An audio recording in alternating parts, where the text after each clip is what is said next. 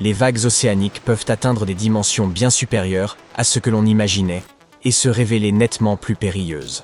On pensait autrefois qu'elles ne se déplaçaient qu'en 2 dimensions, oscillant simplement de haut en bas comme sur un croquis. Une étude récente démontre toutefois qu'elles constituent des formes tridimensionnelles capables de se propager selon plusieurs axes. Cette découverte révèle une complexité marine bien plus vaste que prévu et laisse entendre que les navires, parcs éoliens, plateformes pétrolières et autres installations côtières actuelles risquent de ne pas être préparés à ce qui s'annonce. Avant toute chose, il faut rappeler que les vagues se brisent. Cela semble aller de soi, mais les mécanismes qui président à ce phénomène restent imparfaitement élucidés. Nous savons seulement qu'une vague qui se rompt modifie sa forme et gagne en raideur.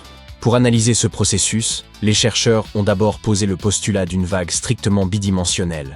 Cette simplification s'imposait car elle rendait l'étude théorique, numérique ou expérimentale bien plus accessible.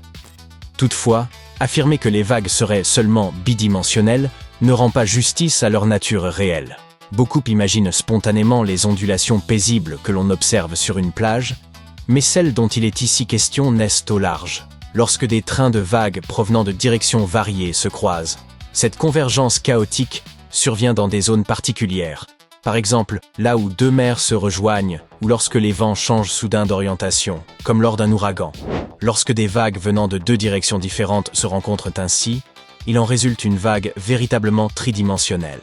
Les chercheurs ont voulu tester comment ces vagues singulières se comportent et en quoi elles pourraient accroître la dangerosité de l'océan. Ils ont donc construit un bassin expérimental comparable à une vaste piscine, large de 25 mètres et profonde de 2 mètres. Ils ont disposé, tout autour, 168 pales mécaniques, agissant comme d'immenses mains, imprimant à l'eau un mouvement alternatif pour générer des vagues, à l'image du geste que vous feriez dans une baignoire. Arrêtez la vidéo et essayez donc. Non, je plaisante. Quoi qu'il en soit, ces pales créent des vagues de formes et de dimensions variées, tout en absorbant celles qui reviennent, afin d'éviter qu'elles ne rebondissent et ne perturbent les essais. Sous le bassin, ils ont installé 28 puissantes hélices qui propulsent l'eau d'un côté à l'autre afin de reproduire des courants comparables à ceux de l'océan. En tout, environ 2 400 000 litres d'eau sont constamment mis en circulation. L'objectif était de constituer une sorte de mini-océan intégralement contrôlé grâce à une technologie particulièrement élaborée. Une fois l'ensemble prêt, les essais ont commencé. L'expérience a révélé que les vagues tridimensionnelles peuvent atteindre une raideur double de celle des vagues bidimensionnelles avant de se briser.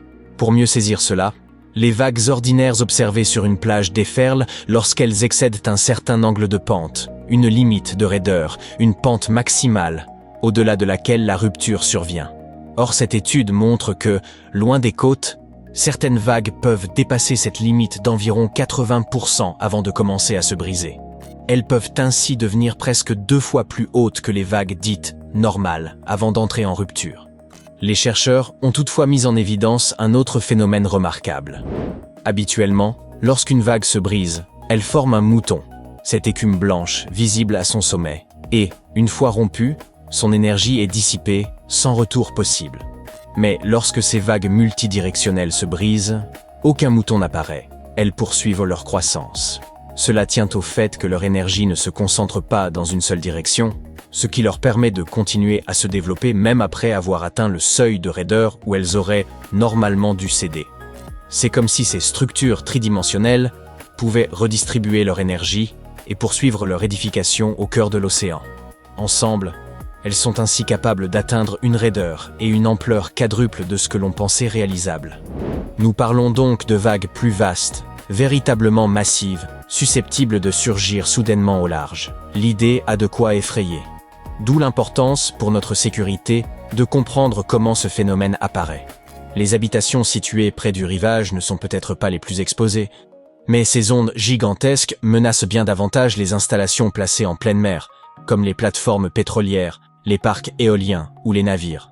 Cette découverte soulève ainsi des interrogations majeures sur la solidité et la pertinence de nos conceptions actuelles et sur leur capacité réelle à affronter de tels régimes extrêmes. Il se trouve que les marins tentent de nous mettre en garde depuis des siècles. Au XIXe siècle, l'explorateur français Jules Dumont d'Urville affirma avoir observé des vagues scélérates dépassant les 30 mètres lors de ses expéditions. Bien qu'il fût reconnu pour son expérience et que 3 autres témoins aient confirmé l'événement, son récit fut discrédité. De la même manière, tous les témoignages évoquant d'immenses vagues incontrôlées en pleine mer furent relégués au rang de légende. Des récits enjolivés que les marins raconteraient pour donner plus de panache à leur voyage. Et qui ne le ferait pas? Les scientifiques ne commencèrent à considérer ces témoignages avec sérieux qu'en 1995, lorsque l'on parvint enfin à mesurer une vague scélérate pour la première fois. L'épisode, véritablement terrifiant, survint sur une plateforme gazière de la mer du Nord, à près de 160 km des côtes norvégiennes. L'installation avait été conçue pour supporter une vague de 19 mètres, événement déjà estimé n'avoir lieu qu'une fois tous les 10 000 ans. Pourtant, au jour de l'an, une vague monstrueuse de 26 mètres, soit 6 mètres et demi de plus que prévu, vint s'abattre sur la structure. Dans un cas plus récent, en 2018, 8 hommes se trouvaient à bord d'un navire de pêche de 18 mètres de long, plus de 640 km au nord-est de la grande île d'Hawaï, lorsqu'ils furent de soudain frappés par 2 vagues scélérates. L'une heurta l'arrière du bâtiment, l'autre s'abattit sur son flanc. Le choc fut trop violent. Une masse d'eau déferla sur le pont, inonda l'embarcation et l'entraîna par le fond. L'équipage dut abandonner le navire et gagner immédiatement un canot de survie. Heureusement, tous furent secourus pratiquement indemnes. Ces quelques épisodes illustrent clairement que nos plateformes pétrolières et nos navires actuels ne sont peut-être pas en mesure de résister à de grandes vagues scélérates. C'est pourquoi certains spécialistes estiment qu'une piste serait de concevoir des bâtiments capables de supporter une hauteur significative doublée. Toutefois, une telle exigence demanderait sans doute de longues négociations, compte tenu des coûts accrus. Voici néanmoins un argument de poids. Entre 2011 et 2018, on aurait enregistré 210 vagues de ce type à travers le monde, et il est très probable que le nombre réel soit bien supérieur. La cause exacte des vagues scélérates demeure en partie énigmatique, mais l'on sait qu'elles ne résultent pas de mouvements du plancher océanique. Elles paraissent plutôt liées à des conditions météorologiques défavorables. Dans la baie de Tampa, par exemple, la plupart de ces vagues proviennent de l'ouest, surtout lors d'épisodes venteux ou orageux. Toutefois, il serait hasardeux d'y voir la cause principale à l'échelle mondiale, car plusieurs facteurs supplémentaires pourraient intervenir.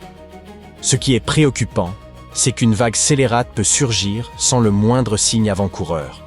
La mer peut être parfaitement lisse avant que la situation ne bascule soudain en une lutte pour la survie. Sommes-nous alors capables de prévoir un tel phénomène? Il semble que oui. Dans une étude toute récente, des chercheurs ont mis au point un système informatique exploitant les données transmises par des bouées afin d'annoncer l'arrivée de vagues exceptionnellement hautes 5 minutes avant leur apparition. Il parvient à identifier environ 3 vagues scélérates sur 4. Bien qu'ils produisent parfois de fausses alertes, les chercheurs soutiennent que, pour la sécurité, disposer d'un avertissement potentiel vaut mieux qu'une